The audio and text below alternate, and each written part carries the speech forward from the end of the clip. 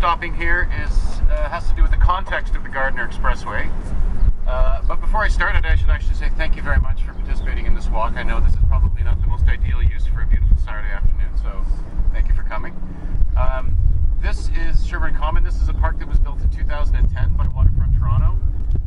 It's part of a master design for this entire area, stretching from Jarvis all the way to Parliament Street. It's called East Bayfront. Waterfront Toronto developed a master plan for it, which lays out in excruciating detail what's going to happen to every square inch of this neighborhood. And the first thing we wanted to do was to build parks and public spaces so that people know that this is the waterfront is for people.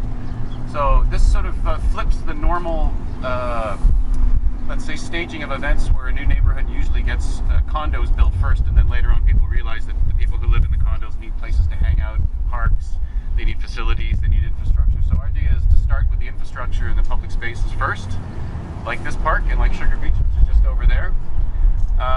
And that really helps sort of set the stage for the development of a community where there's more importance put on the human experience in a neighborhood rather than just simply this is where I live. So this park was designed in two parts. This is Sherburne Common North, and on the south side of Queens Quay is Sherburne Common South. They have slightly different needs. This is more built like a children's playground. You can see there's a lot of facilities designed for children and for activities on this section.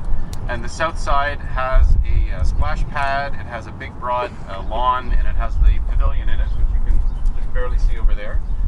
This park also sits on top of a stormwater management facility, which we built with the idea that eventually when people move into this neighborhood, we're going to need the infrastructure to support it. That means everything from water, wastewater, stormwater management. So we built the essence of a stormwater management facility under the park, and the stormwater eventually will be collected at the corner of Parliament and Lakeshore, and then it will go into holding tanks and it will be pumped into the bottom part of the park.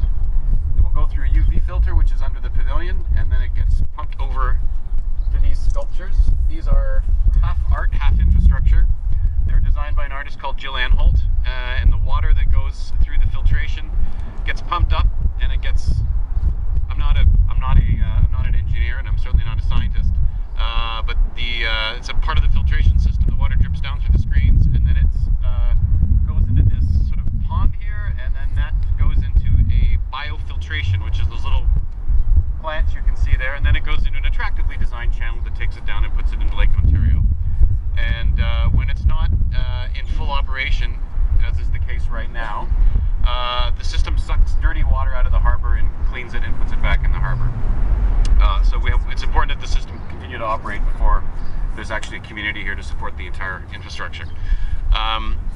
This park is also highly sustainable. The UV system actually provides a lot of the irrigation for the park, and the pavilion has solar panels on it which supply most of the electricity for the park, and the pavilion itself is a LEED Gold building, the first LEED Gold building built on the waterfront by Waterfront Toronto. So it's really kind of underpinning that sustainability is one of the values that's sort of baked into what we do here.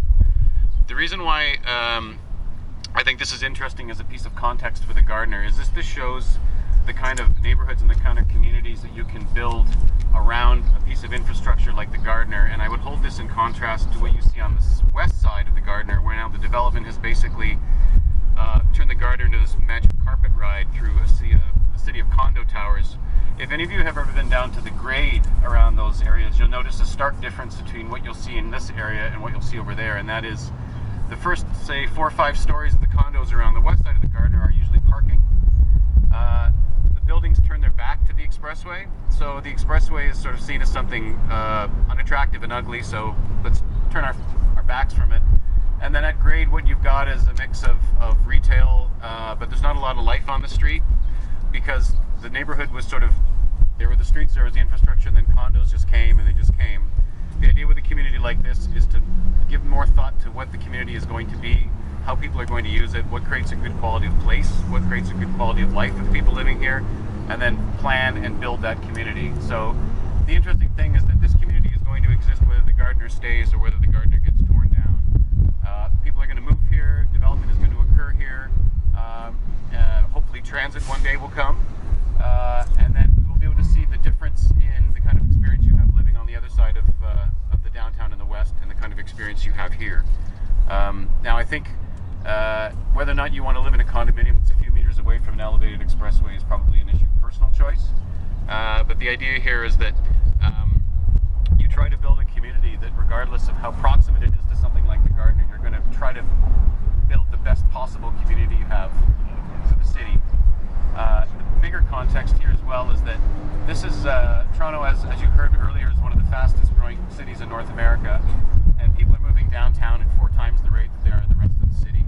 That's why you see all this construction, that's why you see this densification.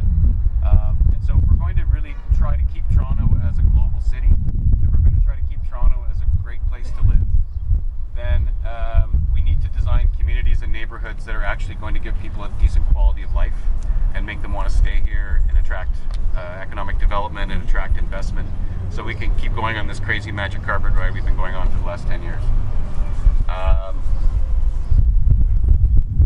The only other thing I'll say about this park is that for quite a long time it's looked a bit odd, this sort of strange grayish park sitting in the middle of a FedEx facility, an elevated expressway, a rail corridor, some light industrial use. Is that already there are 3 buildings that are under construction right now. Right beside us is Monde, which was designed by Moshe Safdie, which is broken ground a few weeks ago. Where you can see that big yellow construction thing there. That's the foundations for the first of 8 buildings that are going to go into a development called Bayside. And another building has already been planned, and that will probably be breaking ground at some point in the next year or so. So this neighborhood is developing, and this park will kind of lose a little bit of its weirdness in a few years when people actually start to live here and work here. And hopefully, like I said, transit comes, and then you'll be able to see that this park was probably designed for a use that hasn't, in a community that hasn't yet arrived, but it will. And it's the same with Sugar Beach, which I won't get into too much detail on. I'm sure you all know about Sugar Beach. The idea is that you build this stuff first, and then they will come, and for sure that they will come.